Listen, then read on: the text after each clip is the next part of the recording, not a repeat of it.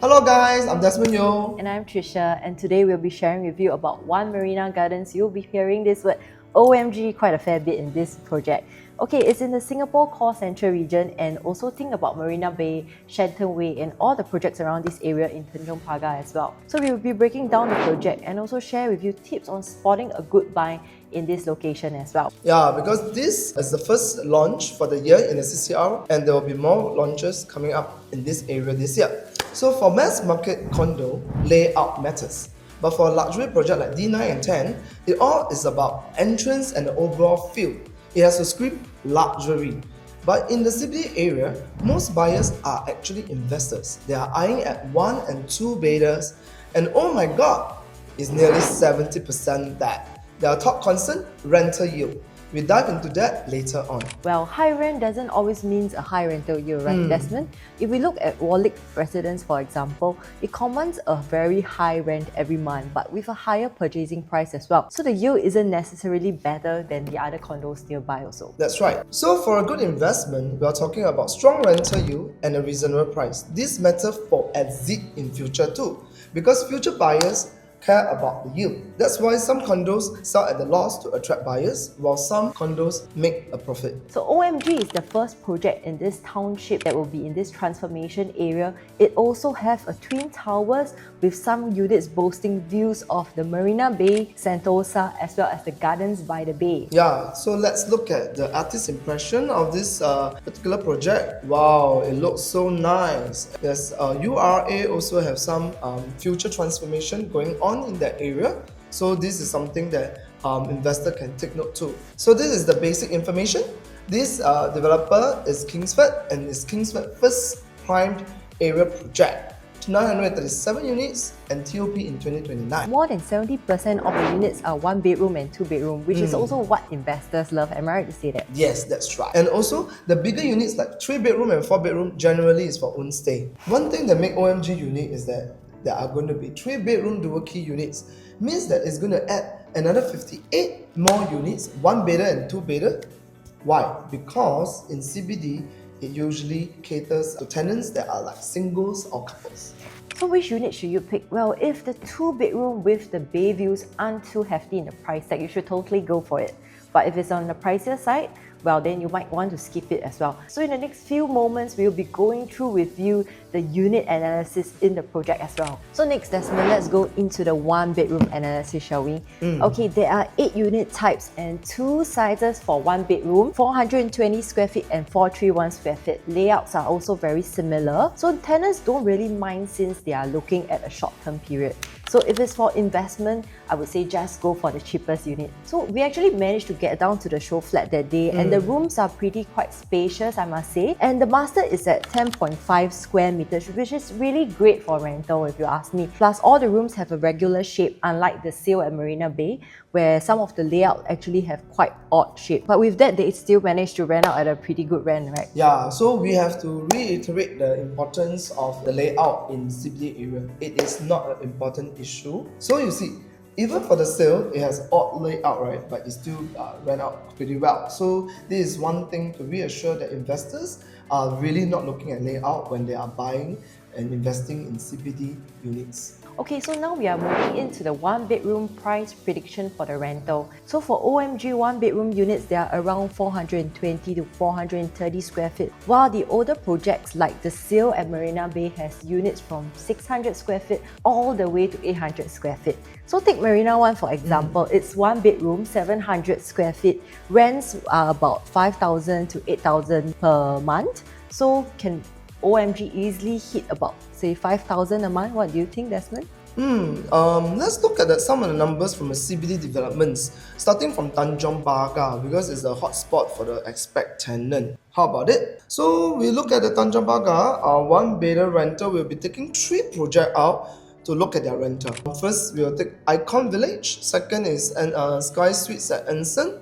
And third is also the Altez, yeah. Yeah, okay. So no matter the size of the 1 bedroom, you notice that the rental income is pretty similar in a CBD area for a 1 bedroom. The Icon smaller 1 bedroom is around ranging from 500 to 600 square feet, and as the size increases, the rental PSF drops. That's quite interesting. So in the CBD, rental PSF is a key because tenants mostly expats, singles or couples, they are actually more price sensitive to the rent, and also the convenience is key. If size is a priority, they will likely go into places like in RCR or OCR region for bigger units at a smaller price as well. Yes, that's correct. Okay, so let's take a look at Skysway at Anson. It has one of the smallest one-bedroom unit in the whole area, about 360 square feet. It's like an ensuite, right? But you can fetch a rent of $3,600. This means that it is more than $10 per square feet in rental, which is much higher than most of the development in the area. And in Altes itself, a 500 to 600 square feet one-bedroom unit rents out for about $4,500. So this gives a rental PSF of over $8. Well, meanwhile, an 800 to 900 square feet unit for rents about $5,600 with a rental PSF of about $6.60 per square feet. So does a bigger one-bedroom really make sense for investors? This is the question. Only if the price difference is small, because that would mean a better rental yield for the investors out there. Yeah, that's right. So later on, we will go into the rental yield, okay? So now let's look at the one bedder in the Marina area, because it will be closer to OMG already. There are 3 projects that we are taking out to compare. First is the sale at Marina. Second, we will look at Marina Bay Residence. And the third, we will look at Marina One Residence. So the sale at Marina, based on previous prices, we look at the rental yield itself is about 4.3%, and the next would be the Marina Bay Residence, that's about 4.9%. That's actually very solid if you ask me. And then comes Marina One Residence, that's the newer one, that's about 3.8%. Yeah, that's right. So if you look at Marina One Residence, right, because of the purchase price, the purchase they price actually is purchase higher. much higher. Yeah, that's right. So that's the reason why the rental yield is not as attractive. So when the investor look at it, the investor will like, maybe I'll look at the sale, or maybe I'll look at the Marina Bay Because Residence. 3% compared to the 4.3%. Yeah, that's right. So with the performance of these 3 condos from 2020 till now, if you look at the chart, you will see a decline in Marina One Residence prices. Look at the yellow line, it is more than 9% decline in overall price. That's quite a lot. Yeah, it's quite a lot. Yeah. That's the reason why, when we talk about Marina Bay, CCR units, right, a lot of the people say, hey, yeah, they always lose money. But we always do stats, we always do chart to show our investor not all projects lose money, right or not? Yeah, because some of it really good, earn very good rental, right? So if you look at Marina One, why it keep losing? It's the one of reason, because of rental yield. Because investors in this low area are actually very sensitive to numbers. They are monitoring rental yield as well, and the rental yield have actually been dropping. So the sale is actually hovering at 4.3 to 4.5%, like we mentioned earlier, and Marina Bay at 4.9%. So we can say that the overall, most investors will be more inclined to something above a 4% rental yield. Yes, That would be something yes. more healthy in this area itself. So we have to remember that the buyers coming into this location is all going to be investors. So they are going to make investment a priority. It's not going to be own stay or the views or the size. It's all about the numbers. So it is crucial that once you get your keys, you rent it out as soon as possible, or actually even few months before you get your keys, you start to lease your unit out for rent, right?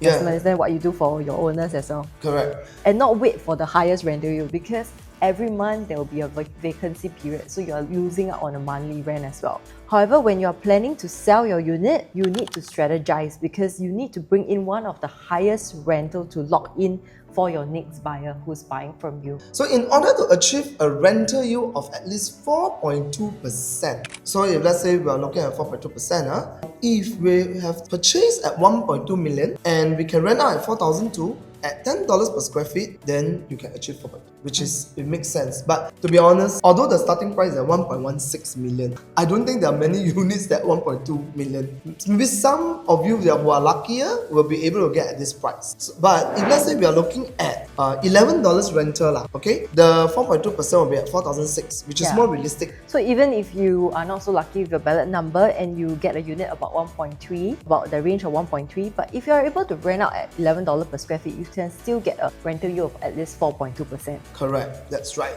So now let's talk about the strategy for your future rental exit. We know that the smaller units fetch a higher rental per square feet, right? So Sky Suites is around $10 per square feet, and Altez, you mentioned earlier, was around $9 per square feet. So we predict OMG residents to be around $11 per square feet in the next 4 years. So using $11 per square feet, for an example, renting at $4,620 gives us about a 4.2% yield. So that's actually pretty healthy. So meaning you buy in price should be around below 1.3 million and you manage to rent at $12 per square feet. So that gives you a 4.2% yield and attract buyers at 1.45 mil. And at 4.2% yield, you'll be able to attract buyers for 1.45 million quantum. That's where the profit potential comes in. For one bedroom unit, strong rental yield and demand can drive resale prices. If you buy at 1.25 million, later sell for 100 to 200,000 profit, this is a very solid exit plan already. So Trisha, I got a question to ask you. With 1.2 to 1.25 million nowadays, what can you buy? Well, you'll be mostly looking at resale condos, like for example, Sengkang Grand Residence. This is going to be at OCR area. But if you can get a CCR unit at such an attractive quantum, this is actually really pretty attractive. Yeah, that's really true. Compared to the new launches like Lentor, Park Town and Ori, one bedder is around that price, right? So the bottom line is It's your about purchase price. that's well, right. It impacts your rental yield and eventually your exit strategy in the property as well. Yes, correct. So of course, over here we'll be sharing with you the rental amount that you can get from Lentor, Katong or Toa Payoh, okay, versus One Marina Gardens. So this is something for investors to take reference lah, okay, the numbers. So moving on, we'll be going into the 2-bedroom. There are a few 2-bedroom types. All are 2 bedrooms with 2 baths. Something that we all prefer. Okay? Yeah, because it comes with the enclosed kitchen as well. Some of it, and yeah. some of the units also come with the study or bomb shelter. Correct. With the bomb shelter is very good because at least you've got some proper storage space. Correct or not? Smallest 2-bedroom is 646 square feet and the second smallest would be the 678 square feet. With the study, correct. And then with the bomb shelter is about 689 square feet. Okay, so let's dive into the 2-bedder rental in Marina Bay area and also Tanjong Pagar area again. So let's look at Tanjong Pagar area. So 2-bedroom in Sky Suite fetches about $8 plus per square feet. Okay, for rental. Icon is about $6 plus. Altez is also at $6 plus. But Altez is about 1,000 to 1,002 square feet. So again, if you look at our analysis, the smaller the unit, The higher the rental per square feet. yes, that's right. So let's take a look at the 2-bedroom rental yield in the Marina Bay area. So if you look at the sale is going for about 3.6 rental yield. Marina 1? It's at 3.9% and the Marina Bay at 4.4%. Correct. So I think that if we were to be able to purchase OMG 2-bedder, we will be hoping to achieve about 3.9 to 4%. Yep. Yeah, rental yield, Of course, I think. depending on the price on the launch day. Yeah, correct. So let's take a look at the One Marina Gardens 2-bedder rental prediction. Okay, so we will want to achieve about 4% rental yield. Okay, to be able to achieve 4% rental yield, we'll be looking about at $10. And the purchase price should not be more than 1.9. Yeah. So in this case, I would say that maybe the 1-bedroom Will be more attractive, and also the 1-bedroom there's a higher quantity of units available. and the quantum is lower, but the yield tends to be higher in this area. So bearing in mind, with 1.2 million budget, there are not much choices lah. New project. Yeah. Of course, resale there are plenty in the Correct. market. So I would really think that One Marina Garden would be a very good choice to consider this year for the price tag. If you are able to achieve about $11 rental in future per square feet, you'll be able to make quite a good profits. You look at the chart again, $11 means selling at 2.1 million, above 2.15 million. So if you are able to buy a 2-bedroom unit about 1.9 million, And in future, maybe probably fetch about $11 per square feet rental. yes, Yeah, you'll be able to make quite some good profits there. yes, correct. So If we you have look- done up also a chart for you over here. If you are able to rent it out at $9, $10 or $11 per square feet, and also your suggested purchase price on that day itself, this will guarantee you at least a 4% rental yield. Correct. So bear in mind, there are some projects in the city fringe, they're already selling at 1.8 million, but their rental is definitely not as high as the CCR units, to be honest. So ultimately, this video that we are sharing with our viewers is to tell you a safe price to enter into OMG for each unit type. So if you need to understand better, then you can reach out to us and we'll try our best to help you. So now moving on into the 3-bedroom analysis. Over here, we can see that the 3-bedroom dual key unit, a 969 square feet. I would say that for a dual key unit, you can essentially get a much higher rental yield because you rent out one individual unit each, having to pay only one stamp duty. So okay, if we look at the purchase price of say about 2.8 million, and that's about 2009 per square feet. Okay, and we rent out for about $10 per square feet for the 1-bedroom side, and also for the 2-bedroom side about $9 per square feet. That's actually quite conservative. I would say that you can still get a rental yield about 3.9. Yes, 3.9%. What we feel that you are able to rent out will probably at $11 for 1 bedroom and $10 for 2 bedroom, then it will be coming about 11,000 total rental. And this means that your rental yield will be quite high for a dual key unit like this. That's one of the reasons why I really like the 3-bedroom dual key in this development. I think it's really good for investors to consider. So in general, most people tend to avoid the dual key units in a project because they actually affect their own privacy if they are buying for own stay, and also because the future buyers who are buying from you are actually lesser, because it means that the most of the buyers buying from you are going to be only investors. Because if I want to buy for own stay, I want a proper 3-bedroom where I'll get more common space area and not have my privacy being compensated as well. So, but in OMG, it's going to be different because like we have mentioned earlier, the buyers that are buying from you are going to be mostly investors in that project itself. So the buyers are going to be very focused on the rental yield. So if you're able to push up your rental, so like we mentioned earlier, $10 per square feet, $11 per square feet, then your unit becomes even more attractive as a dual key unit. And also to take note, in the OMG residence, there's only one step for dual key units. If you can even get that lucky to get the one of the 29 units. So we will not talk so much into the 3-bedroom and a 4-bedroom. They are a very good layout, definitely. Very ideal for own stay, but I don't think many families will want to stay in that area now. But if you like to wake up to a nice view every morning, see the Gardens by the Bay or Marina Bay set, then that's a good choice for you. But for the rest of the investors, the bigger units like the 3-bedroom premium and the 4-bedder, they will consider as a very low rental yield. What we want for our viewers to understand is to focus on the rental yield. So now Tricia also will share with you how to shortlist units based on the developer pricing strategy. So we all know that in the recent Trump Park launch, it's also launched by Kingsford developer. So in terms of the good facing versus the not so good facings, there's also going to be some substantial difference as well. Especially if you look at Normanton Park, there was quite a fair bit of difference between the park facing units and the non-park facing unit. In OMG residence, likely there will be two situations, and we'll be sharing with you how to select on the balloting day itself. So for strategy 1, we'll pick 2 units, one from the premium stack and one from the non-premium stack, on different floors as well, one on the high floor, probably one on the mid floor, and check if there's a big price jump in the per unit, per level first. So you always check what's the per floor jump first. If the per floor jump price is small, so the mid to higher floors will be a bit better bet. So compare the bay facing units versus the non-bay facing units in PSF. If the price difference is under 5%, then I would suggest go for the bay. But if the price difference is more than 5%, then I would think that the non-bay facing might be a better deal. So the next slide that we're going to share with you is the resale market in the Marina Bay area versus One Marina Gardens indicative pricing. So this will also let you know whether you're buying it at a safe entry price. Yeah, that's right. So we have 1 bedroom, 2 bedroom, 3 bedroom and 4 bedroom prices for the developments in the Marina Bay area. So the next thing that is very important to take note is that the latest land bid. The latest land bid this year by Singhai Yi for Bayshore plot was actually at $1,388, which is quite high. Yeah, because for this land bid, for this One Marina Gardens is only at $1,402. That's very close already. So it might sound a little complicated, but do reach out to any of us. We will help you to work out the numbers.